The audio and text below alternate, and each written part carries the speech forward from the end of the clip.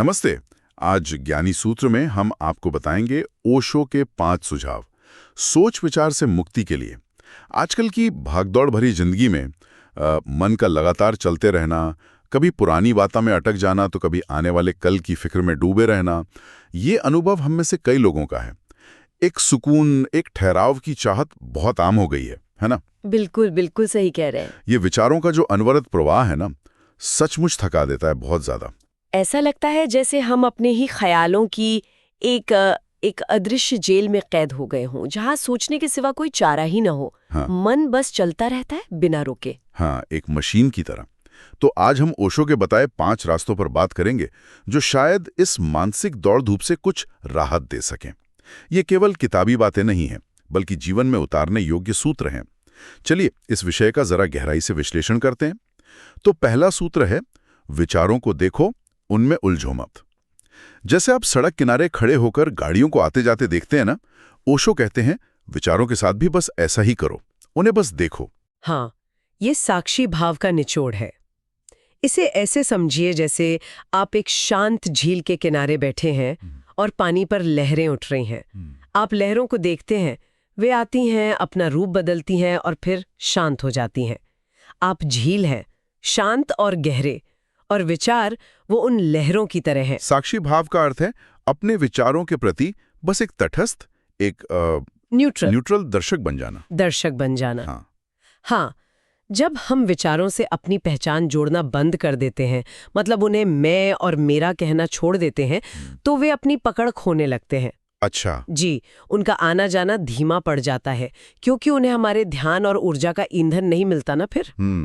सुनने में बहुत शांतिपूर्ण लगता है साक्षी भाव, पर असल में हकीकत में जब कोई परेशान करने वाला विचार आता है, जैसे किसी असफलता का डर या कोई पुरानी कड़वी याद, तो उसमें बह जाना, उसे सच मान लेना कितना स्वाभाविक लगता है। हम फौरन प्रतिक्रिया करते हैं, चिंता करने लगते हैं ना, दुखी हो जाते हैं। हाँ, वो तो है। दर्शक बने रहना उस वक्त बहुत मुश्किल लगता है। निश्चित रूप से ये बिना अभ्यास के संभव नहीं है। ये कोई ऐसा स्विच नहीं है जिसे दबाया और बस मन शांत हो गया है। शुरुआत में ऐसा बार बार होगा कि आप विचारों के प्रवाह में बह जाएंगे, इसमें कोई शक नहीं। महत्वपूर्ण ये है कि जैसे ही आपको इसका एहसास हो, बिना खुद को कोसे, बिना कोई गिल्ट महसूस किए, धीरे से वापस दर्शक की भूमिका में लौट आएं। अच्छा, मतलब जैसे ही याद आए वापस दृष्टा बन जाए। हाँ, बिल्कुल। हर बार जब आप होशपूर्वक लौटते हैं, आपका साक्षी भाव मजबूत होता है। मूल बात ये समझनी है कि आप वो विचार नहीं है, आप वो आकाश है जिसमें ये विचार रूपी बादल आ जा रहे हैं। ये दूरी बनाना, ये अलगाव महसूस करना ही मुक्ति का पहला कदम है। जब आप सिर्फ देखने वाले रह जाते हैं तो विचार आते जाते रहते हैं, पर वो आपको अपने साथ बहाकर नहीं ले जा पाते। ठीक है, तो पहला कदम हुआ विचारों के ट्रैफिक से थोड़ी दूरी बनाना, उन्हें आते जाते देखना, साक्षी बनना। अब दूसरे सुझाव पर आते हैं, वर्तमान क्षण में जीना, अभी और यहीं। ओशो का इस पर बहुत जोर था कि हमारी ज्यादातर मानसिक ऊर्जा या तो अतीत में खर्च होती है या भविष्य की कल्पनाओं में। एकदम सही कहा। उनका एक बहुत प्रसिद्ध वाक्य है, अतीत जा चुका, भविष्य अभी आया नहीं, तुम्हारे पास जीने के लिए बस यही एक क्षण है। आप सोच कर देखिए, हमारा मन ज्यादातर कहाँ रहता है? या तो गुजरे हुए पलों के पछतावे में, उनकी मीठी या कड़वी यादों में उलझा रहता है, या फिर आने वाले कल की योजनाओं, उम्मीदों और डर में खोया रहता है। और इस चक्कर में जो एकमात्र हकीकत हमारे पास है, ये पल, अभी, वो हमसे छूट जाता है। बिल्कुल। जब हम पूरी तरह से इस क्षण में होते हैं, जो भी कर रहे हैं, चाहे वो खाना खाना हो, किसी की बात सुनना हो या बस अपनी सांस को महसूस करना हो, उसमें अपनी पूरी चेतना लगा देते हैं, तो फालतू सोचने के लिए दिमाग में जगह ही नहीं बचती। सही बात है। भविष्य की चिंताएं और अतीत के बोझ दोनों ही वर्तमान क्षण में मौजूद नहीं होते। ये पल एकदम ताजा है, एकदम नया। ये बात सोचने लायक है। हम रोजमर्रा में कितनी ही काम करते हैं, सुबह उठने से लेकर रात सोने तक, पर क्या हम वाकई उनमें मौजूद होते हैं? कितनी बार ऐसा होता है कि खाना खाते हुए हम ऑफिस के काम की चिंता कर रहे होते हैं और ऑफिस में बैठे हुए घर की।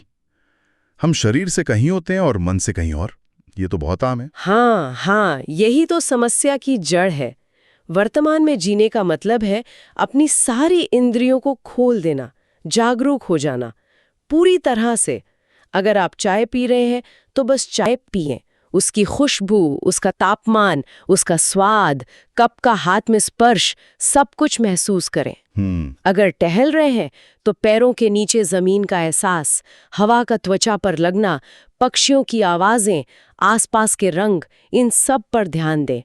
जो भी हो रहा है उसे पूरी तरह अनुभव करना ही वर्तमान में जीना है। इस जागरूकता में हाँ, इस जागरूकता में एक अद्भुत शांति उतरती है, क्योंकि मन को अतीत या भविष्य में भागने की जरूरत महसूस नहीं होती। आप विचारों में नहीं बल्कि जीवन के अनुभव में केंद्रित हो जाते हैं। तो फिर वो अनावश्यक सोच विचार वो खुद ब खुद कम हो जाते हैं, उन्हें जगह ही नहीं मिलती। यह अभ्यास भी लगातार होश रखने की मांग करता है। खैर, आप तीसरे सुझाव की बात करते हैं, जो है ध्यान का अभ्यास।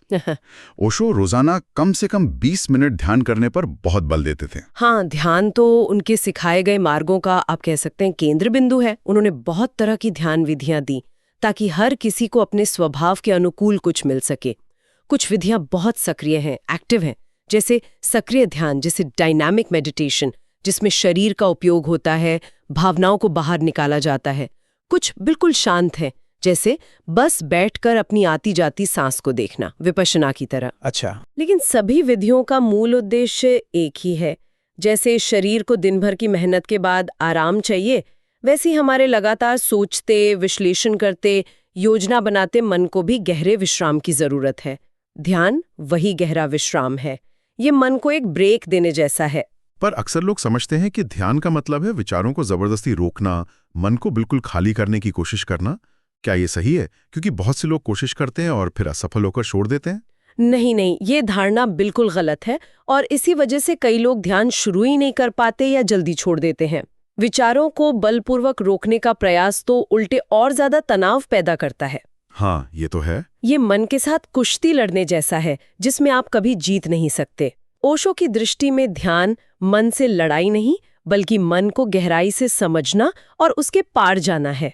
इसे ऐसे समझें जैसे कोई बच्चा बहुत थका हुआ है और रो रहा है। आप उसे डांटेंगे तो वो और चिढ़ेगा, है ना? हाँ, बिल्कुल। लेकिन अगर आप उसे गोद में लेकर प्यार से सहलाएं, शांत वातावरण दें, तो वो अपने आप सो जाएगा। ध्यान भी मन को ऐसा ही प्रेमपूर्ण स्वीकार्य वातावरण देना है। चाहे आप सांस पर ध्यान दें या साक्षी भाव का अभ्यास करें, आप विचारों से लड़ते नहीं, बस उन्हें देखते हैं और धीरे धीरे मन अपने आप शांत होने लगता है। तो एक नेचुरल प्रोसेस है। हाँ, बिल्कुल। यह मन को रिचार्ज करने जैसा है, ताकि वो ज्यादा स्पष्ट, शांत और रचनात्मक बन सके। समझ गया। तो ध्यान मन को शांत करने का एक सहज तरीका है, जबरदस्ती नहीं। ठीक है।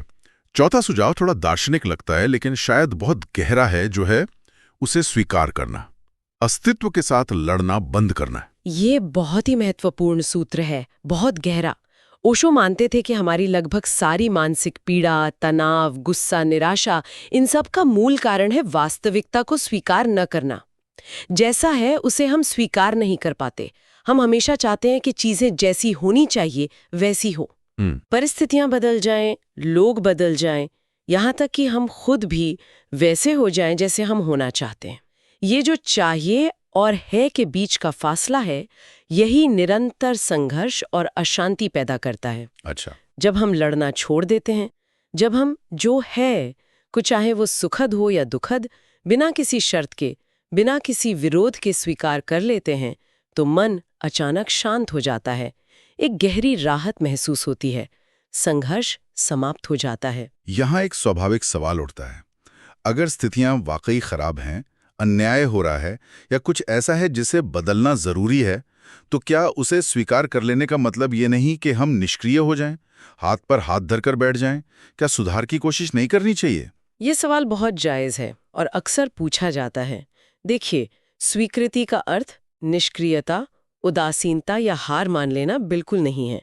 इसका अर्थ है व्यर्थ के मानसिक प्रतिरोध को छोड़ना, जो मेंटल रेजिस्टेंस है ना, उसे छोड़ना। ओके। सबसे पहले स्थिति को ठीक वैसा देखना जैसी वो है, अपनी पसंद नापसंद या उम्मीदों का चश्मा उतारकर। जब आप बिना लड़े स्थिति को स्वीकार करते हैं तो आपका मन शांत और स्पष्ट होता है। इस शांत और स्पष्ट मन से आप बेहतर देख पाते हैं कि क्या वाकई कुछ करने की जरूरत है। और अगर जरूरत है तो वो कर्म घबराहट, गुस्से या हताशा से नहीं बल्कि समझ और शांति से निकलेगा। अच्छा, मतलब एक्शन क्लैरिटी से आएगा। बिल्कुल, ऐसा कर्म ज्यादा प्रभावी और रचनात्मक होता है। तो स्वीकृति पहले आती है, वो आपको मानसिक शांति और स्पष्टता देती है, और फिर यदि आवश्यक हो तो सही कर्म संभव होता है। शांति विरोध में नहीं, स्वीकृति में है। समझ गया। स्वीकृति का अर्थ है पहले आंतरिक शांति पाना ताकि बाहरी कर्म सही दिशा में हो सके। ये वाकई एक गहरा दृष्टिकोण है। और अब आते हैं पांचवें और अंतिम सुझाव पर, जो शायद कुछ लोगों को सबसे अनोखा लगे। हंसना, जीवन को बहुत गंभीरता से न लेना। हाँ, ये ओशो की शिक्षाओं का एक बहुत ही खास और कह सकते हैं प्यारा पहलू है। वो अक्सर कहते थे कि जरूरत से ज्यादा गंभीरता एक मानसिक रोग की तरह है। हमने जीवन को, रिश्तों को, काम को, यहाँ तक कि तथाकथित अध्यात्म को भी इतना गंभीर बना लिया है कि सब कुछ एक बोझ लगने लगता है। बोझिल। हाँ, बोझिल। ये भारीपन, ये गंभीरता ही निरंतर तनाव और नकारात्मक विचारों को जन्म देती है। ओशो कहते थे, जीवन को एक खेल की तरह देखो, एक उत्सव की तरह मनाओ, लीला की तरह। जब हम खुलकर हंसते हैं, सचमुच पेट पकड़कर हंसते हैं, या बच्चों की तरह खेलते हैं, नाचते गाते हैं, जीवन में इस हल्केपन को, इस खिलाड़ीपन को जगह देते हैं, तो मन पर जमा विचारों का भारी बोझ अपने आप हल्का होने लगता है। ये तो रोजमर्रा का अनुभव भी है। कभी कभी किसी तनावपूर्ण माहौल में भी अगर कोई हल्का फुल्का मजाक हो जाए या सब मिलकर जोर से हंस दें तो जैसे हवाई बदल जाती है। मन एकदम हल्का महसूस होता है, जैसे कोई बोझ उतर गया हो। बिल्कुल, हंसी अपने आप में एक शक्तिशाली ध्यान विधि बन सकती है। सच में, जब आप पूरी तरह से हंस रहे होते हैं, उस क्षण में आप सोच नहीं रहे होते, आप बस हंस रहे होते हैं, आप पूरी तरह वर्तमान में होते हैं। हाँ, ये सही याद। हंसी हमारे अहंकार और गंभीरता के सख्त कवच को तोड़ देती है। ओशो तो यहाँ तक कहते थे कि ध्यान को भी बहुत गंभीरता से नहीं करना चाहिए, उसे भी खेल खेल में करना चाहिए। जब आप भीतर से हल्के होते हैं तो विचारों का भारीपन आप पर ज्यादा देर टिक नहीं सकता। इसलिए जीवन की छोटी छोटी बातों में खुशी ढूंढें, बेवजह मुस्कुराएं, बच्चों के साथ खेलें, नाचें, गाएं, जीवन को एक उत्सव की तरह जिएं। यह सोच विचार की कैद से बाहर आने का शायद सबसे आनंददायक रास्ता है। तो ये थे ओशो के 5 सूत्र। विचारों को साक्षी होकर देखना, यानी ट्रैफिक को दूर से देखना। वर्तमान क्षण में जीना, यानी अभी और यहीं में रहना। ध्यान द्वारा मन को विश्राम देना। जो है उसे स्वीकार करना, यानी वास्तविकता से लड़ना बंद करना। और जीवन में हंसी, खुशी और हल्केपन को अपनाना। इन सब का निचोड़ देखें तो एक ही बात सामने आती है। मन एक बेहतरीन साधन है, लेकिन हमें इसका मालिक बनना है, गुलाम नहीं। जैसा ओशो ने कहा, मन एक यंत्र है, तुम उसके मालिक हो, उसे चलाओ, उससे चलो मत। हाँ, आपने बिल्कुल सही सार निकाला। ये 5 सूत्र भले ही अलग अलग लगते हों, पर ये सब हमें एक ही दिशा में ले जाते हैं। अधिक जागरूकता, वर्तमान पल में पूरी तरह उपस्थित होना, जीवन के प्रवाह के साथ सहजता और स्वीकृति, और एक हल्का फल्का उत्सवपूर्ण रवैया। ये तरीके हमें उस निरंतर चलने वाले विचारों के शोर से, उस मानसिक आपाधापी से थोड़ी दूरी बनाने में मदद करते हैं, ताकि हम अपने भीतर के उस शांत केंद्र को महसूस कर सकें जो इन सब विचारों और भावनाओं के परे है।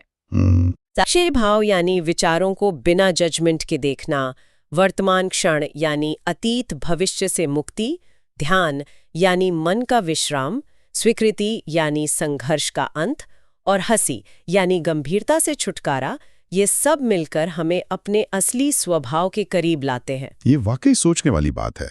इन सूत्रों को जीवन में उतारने से सिर्फ मन की शांति ही नहीं, बल्कि शायद हमारे रिश्तों, हमारे काम करने के तरीके और हमारे स्वास्थ्य पर भी सकारात्मक असर पड़ सकता है। ये खुद अनुभव करके देखने का विषय है ना? बिल्कुल, अनुभव करने की चीजें हैं ये। ओके, हमें उम्मीद है आज का सूत्र आपको पसंद आया। हमारे चैनल को सब्सक्राइब जरूर करें। धन्यवाद।